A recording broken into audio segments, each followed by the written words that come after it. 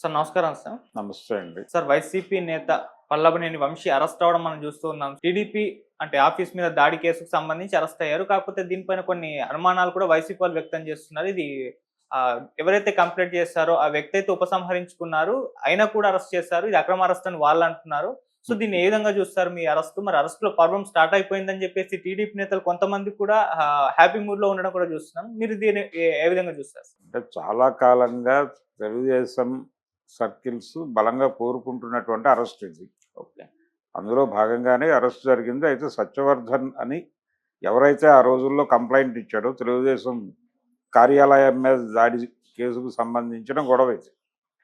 ఆ సత్యవర్ధన్ తన case withdraw చేసుకున్నాడు. విత్డ్రా చేసుకుంటే ఎలా అరెస్ట్ చేస్తారు అనేది ఒక గొడవ నడుస్తోంది వైసీపీ నుంచి. కానీ ఇప్పుడు ఆ సత్యవర్ధన్ని వీళ్ళు కిడ్నాప్ చేసి అతనితో బలవంతంగా కేసు విత్డ్రా చేయించారు అనేది ఎస్టాబ్లిష్ చేయడానికి ఒక ప్రయత్నం జరిగింది. ఎస్టాబ్లిష్ అయింది. అది అయిపోయింది సందర్భంగా యార్లగడ్డ వెంకట్రావు ఇప్పుడు ఎవరైతే అక్కడ ఎమ్మెల్యే ఉన్నాడో అతను ఇతని మీద ఉన్నటువంటి పాత కేసులు కూడా తిరగదోడేటువంటి ప్రయత్నం చేస్తున్నాడు. ఆల్రెడీ ఆ మేరకు పిటిషన్లు ఇచ్చేశాడు. అతను కంప్లైంట్లు ఇచ్చేశాడు. కంప్లైంట్లు ఇచ్చి పర్టికులర్గా అక్కడ ఇసుక తవ్వకాలకు సంబంధించి వంశీ ప్రమేయంతో అంటే ఏ రకమైనటువంటి ప్రభుత్వానికి వచ్చేటువంటి పన్నులు కట్టడం కానీ ఇలాంటివేం పట్టించుకోకుండా భారీ ఎత్తున ఇతను అవినీతికి పాల్పడ్డాడు ఇసుక తవ్వకాలలో అనేది ఒక కేసు ఉంది ఇతని మీద. అంటే ఇది కాకుండా ఏది తెలుగుదేశం పార్టీ కార్యాలయం మీద దాడి కేసు కాకుండా ఇంకొక 2 కేసులు తగిలించేటువంటి ప్రయత్నాలు మొదలైపోయినాయి. దానికి సంబంధించిన యాక్టివిటీ మొదలైపోయింది. అందులో ఒకటి ఈ అక్రమ ఇసుక తవ్వకాలకు సంబంధించి ఆయన ఎగ్గొట్టినటువంటి డబ్బులకు సంబంధించి ఒక కేసు ఫైల్ అయింది. అది పక్కన పెట్టేసినప్పటికీ రీఓపెన్ చేసి విచారణ జరిపించాలి అని అడుగుతున్నారు. దీంతో పాటు 2019 ఎలక్షన్లో వీళ్ళు పట్టాల పంపిణీ చేశారు. ఎలక్షన్ టైంలో పబ్లిక్ మూడ్ని గ్రాప్ చేయటానికి అవి నకిలీ పట్టాలు అనేది తేలింది. అదొక కేసు. ఆ కేసు కూడా పక్కన పెట్టారు. దాన్ని రిఓపెన్ చేయాలని ఆయన పిటిషన్ వేసుకున్నాడు. ఆ 2 కేసులు కూడా ఈయన మీద పెడతారు. సత్యవర్ధన్ని కిడ్నాప్ చేసి బెదిరించి అతనితో తన పిటిషన్ని తన కంప్లైంట్ని విత్డ్రా చేసుకునే పరిస్థితి కల్పించారు అనేది ఒక అదనపు కేసు. ఇలా ఒక 4-5 కేసుల్లో అతన్ని బలంగా రూట్ చేసి కమిట్ చేయించేటువంటి ప్రయత్నం చేస్తున్నారు. అంటే రిమాండ్కి పంపిస్తారు.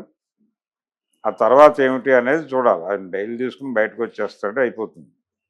వచ్చిన తర్వాత ఆ కేసులను ఎలా ఎదుర్కొంటాడు అనేది లీగల్ ప్రొసీజర్ నడుస్తుంది. ఇప్పుడు గొడవ ఏంటంటే ఈ అరెస్టుల పర్వం మొదలైపోతే నెక్స్ట్ టార్గెట్ ఎవరు అనేది. నెక్స్ట్ టార్గెట్ అనివార్యంగా కొడాలి నాని అవుతాడు అనేది ఒక అభిప్రాయం సర్వత్రా ఉంది. ఎందుకంటే వల్లభనేని వంశీకి ఒక రకమైన ఇన్స్పిరేషన్ కొడాలి నానిని. అతను వైసీపీలోకి వచ్చిన సందర్భం కంటే కూడా ముందు నుంచి కూడా వాళ్ళిద్దరూ స్నేహితులు. వాళ్ళిద్దరి మధ్య ఉన్న స్నేహం, వాళ్ళిద్దరూ కలిసి సినిమా నిర్మాణం కూడా చేశారు, విడివిడిగా కూడా చేశారు. కలిసి చేసినటువంటి ఒక సూపర్ హిట్ సినిమా ఉంది మన కళ్ళ ముందు, అదూర్స్ అనే సినిమాకి వీళ్ళిద్దరూ ప్రొడ్యూసర్లే. ఆ తర్వాత కూడా కొనసాగింది వీళ్ళ బంధం. తర్వాత ఆయన రవితేజతో ఒక సినిమా సొంతగా చేశాడు వల్లభనేని వంశీ.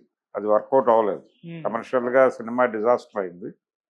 అలా ఆయనకు ఒక ప్రయాణం ఉంది. ఆయనకు ఒక రకంగా వైసీపీలోకి వెళ్ళటానికి వీటికి సంబంధించి రకరకాలుగా సహకరించిన వాడు కొడాలి నాని.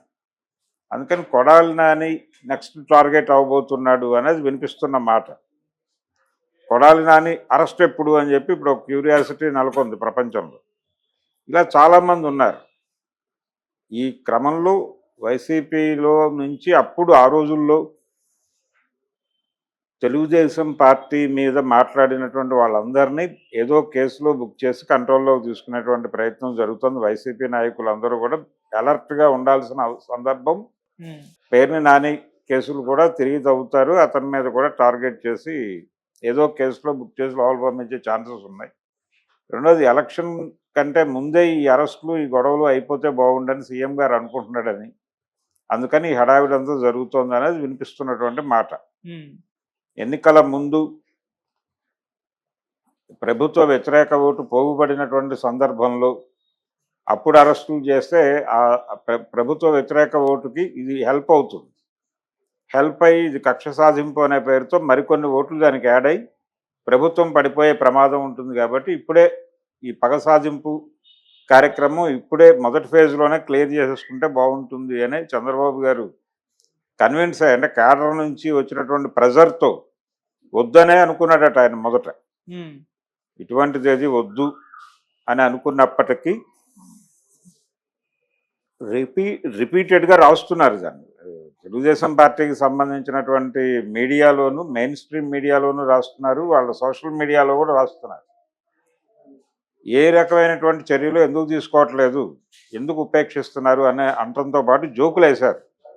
ఆంధ్రప్రదేశ్లో కేసులు పెడతారు తప్ప అరెస్టులు జరగవు అని. కేసులు పెడతాం, అరెస్టులు జరుగుతాయని చెప్పి ప్రూవ్ చేసుకోవడం కోసం అరెస్ట్ చేసినట్టుగా అనిపిస్తుంది. కానీ ఇది తృప్తి పరచదు. కొడాలి నాని జరగాలి, పేరు నాని జరగాలి, ఇలా కొనసాగాలి. ఉమ్, ఇది ఎక్కడి దాకా సజ్జల వరకు నడవాలి.